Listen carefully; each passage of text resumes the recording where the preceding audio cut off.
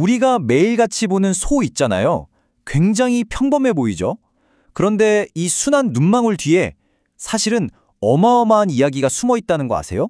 무려 수천만 년에 걸쳐서 지구를 정복해온 엄청난 승자의 이야기 말이에요. 오늘 바로 그 진화의 비밀 속으로 한번 들어가 보겠습니다. 자, 바로 이 질문에서부터 시작해보죠. 아니, 이 평범해 보이는 동물이 대체 어떻게 수많은 경쟁자들을 다 물리치고 대지의 패자라는 거창한 별명까지 얻게 됐을까요?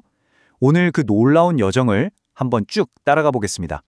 오늘 이야기는 이런 순서로 진행될 거예요. 먼저 대지의 패자라는 게 도대체 무슨 뜻인지부터 알아보고 소의 가장 오래된 조상을 찾아서 아주 먼 과거로 시간여행을 떠날 겁니다. 그 다음엔 소의 좀 기묘한 친척들을 만나볼 거고요. 이들이 어떻게 성공할 수 있었는지 그 비결을 파헤쳐 볼 겁니다. 그리고 마지막에는 이 승자의 이야기 뒤에 숨겨진 정말 예상치 못한 진실을 마주하시게 될 겁니다. 네, 첫 번째 장, 가장 오래된 조상입니다. 소의 뿌리를 찾기 위해서요, 무려 5,400만 년이라는 정말 아득한 시간 속으로 한번 들어가 보겠습니다. 5,400만 년 전이라. 이건 뭐 인류는커녕 공룡이 멸종한 지 얼마 안 된 정말 상상조차 하기 힘든 그런 태고의 시대죠. 화석 기록을 보면요, 바로 이때 소의 첫 번째 조상, 그러니까 최초의 반추류가 등장했다고 합니다. 자, 바로 이겁니다. 이게 모든 이야기의 시작점이에요. 왼쪽에 있는 게 5,400만 년 전의 그 초기 반추류, 오른쪽이 바로 지금의 소입니다. 한번 보세요. 사슴처럼 작고 체중도 몇 킬로그램밖에 안 나갔던 저 연약한 동물이 어떻게 이렇게 크고 강력하게 바뀔 수 있었을까요? 이 엄청난 진화적 간극 사이에 도대체 무슨 일이 있었던 걸까요? 두 번째 장, 기묘한 가족 앨범입니다. 방금 보신 그 간극을 이해하려면요, 먼저 소의 아주 독특하고 어떻게 보면 좀 이상하기까지 한 친척들을 만나봐야 해요. 자, 다 같이 가족 앨범을 한번 넘겨볼까요? 첫 번째 친척은 바로 쥐사슴입니다. 이름처럼 작고 귀엽게 생겼는데 저 아래턱에 길게 삐죽 튀어나온 송곳니 보이시죠? 이게 바로 뿔 대신 송곳니로 자기를 방어했던 초기 반추류의 원시적인 특징을 그대로 간직하고 있는 거예요. 말 그대로 살아있는 화석인 셈이죠. 다음은 오카피입니다. 다리에 줄무늬가 있어서 얼룩말인가 싶지만 놀랍게도 기린의 유일한 친척입니다. 20세기 초가 되었어야 서양 세계에 알려졌을 만큼 콩고 밀림 아주 깊은 곳에 숨어 살았다고 해요.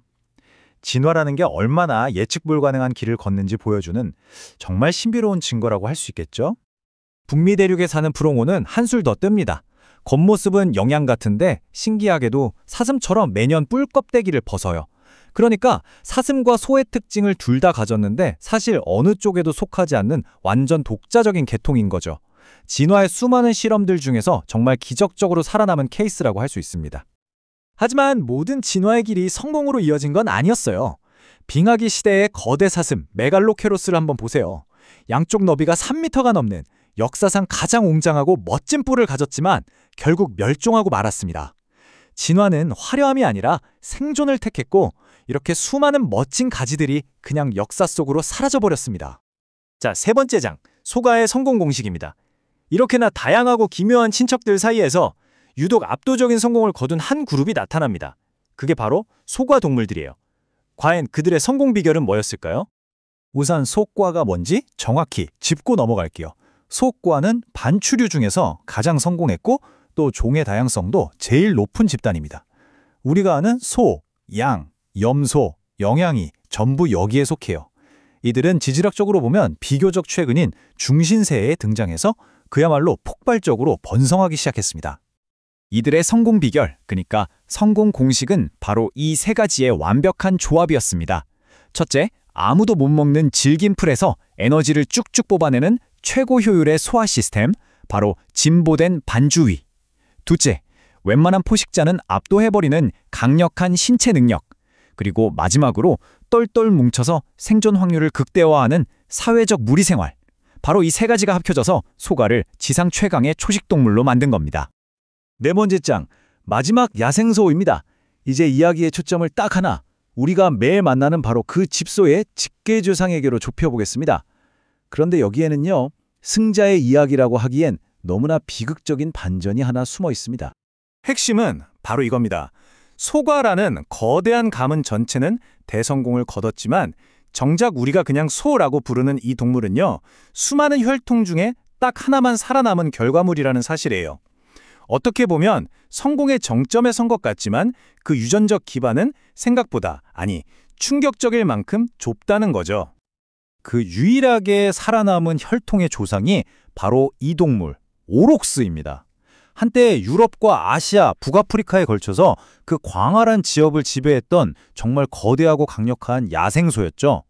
지금 있는 모든 집소의 원종이 바로 이 오록스입니다. 그리고 바로 여기서부터 비극이 시작돼요. 약 10,000년 전에 인류가 이 강력한 오록스를 길들여서 가축으로 만들기 시작했거든요. 근데 정말 아이러니한 건 인간의 손길이 닿는 그 순간부터 야생 오록스는 오히려 사라지기 시작했다는 거예요. 계속되는 사냥, 서식지 파괴. 결국 1627년에 폴란드의 한 숲에서 마지막 한 마리가 숨을 거두면서 이 지구상에서 영원히, 완전히 멸종되고 맙니다. 그래서 마지막 질문을 던지게 됩니다. 지금 지구를 가득 메운 15억 마리의 소는 분명히 성공한 것처럼 보입니다. 하지만 그 야생의 원종은 인간 때문에 영원히 사라져버렸죠. 그렇다면 진중한 대지의 패자는 과연 누구일까요? 야생을 파괴하고 가축을 지배한 인간일까요? 아니면 야생성을 잃는 대가로 번성을 택한 소일까요? 이 질문을 남기면서 오늘 이야기를 마치겠습니다.